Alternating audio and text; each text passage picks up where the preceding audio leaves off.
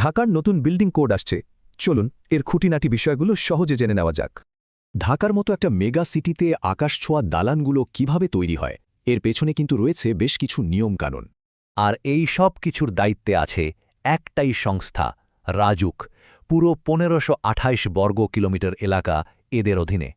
তো এই আলোচনায় আমরা দেখব বিল্ডিং রুলস, প্রকল্পের মূল হিসাব, অনুমোদনের প্রক্রিয়া আর নতুন খরচাপাতির দিকগুলো। এখনও পর্যন্ত আমরা ২০০৮-এর নিয়ম মেনে চলছি, কিন্তু খুব শীঘ্রই আসছে ঢাকা ইমারত নির্মাণ বিধিমালা ২০২৫। ব্যাপারটা শুধু নিয়মকানুনের না, এর আসল উদ্দেশ্য হল ঢাকাকে আরও নিরাপদ আর বাসযোগ্য করে তোলা। যে কোনো বিল্ডিং বানানোর আগে ৩টা জিনিস মাথায় রাখতেই হয়, চলুন দেখে নেই সেগুলো কি কি। প্রথমটা হল ফার, মানে ফ্লোর এরিয়া রেশিও। সোজা কথায় আপনার জমিতে মোট কতটুকু বানাতে পারবেন এটা তারই হিসাব।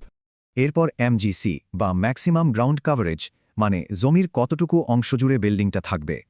আর আছে সেটব্যাক, মানে বিল্ডিং আর রাস্তার মধ্যে বা অন্য প্লটের সীমানায় যে জায়গাটা ছাড়তে হয়।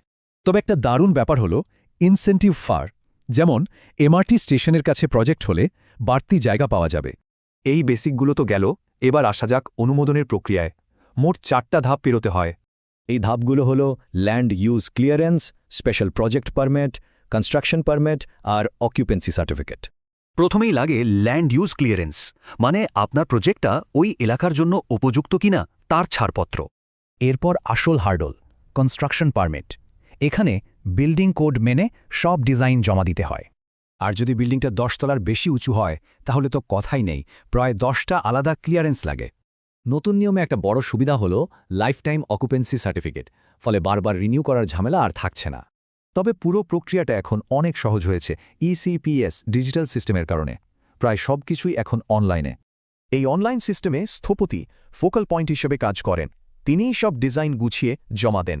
তবে ২০২৫-এর নতুন নিয়মে কিন্তু খরচের দিকটাও বেশ বদলে যাচ্ছে। আগে যেখানে বিল্ডিং প্ল্যান অ্যাপ্রুভালের বেস ফি ছিল মাত্র ১,০০০ টাকা, এখন সেটা বেড়ে হচ্ছে ৫,০০০ টাকা, মানে ১ লাফে ৫ গুণ বেশি। একটা মাঝারি প্রজেক্টের কথাই ধরুন, আগে যেখানে মোট ফি ছিল ২৬,০০০, এখন সেটা ১.৫ লাখ ছাড়িয়ে যেতে পারে।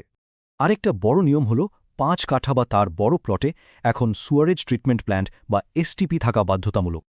তো এই সব নিয়ম, খরচ আর প্রক্রিয়ার পেছনে একটাই লক্ষ্য, ঢাকাকে আরও উন্নত করা। কিন্তু প্রশ্নটা হলো, এই নতুন নিয়মগুলো কি আসলেই ঢাকার চেহারা বদলে দিতে পারবে?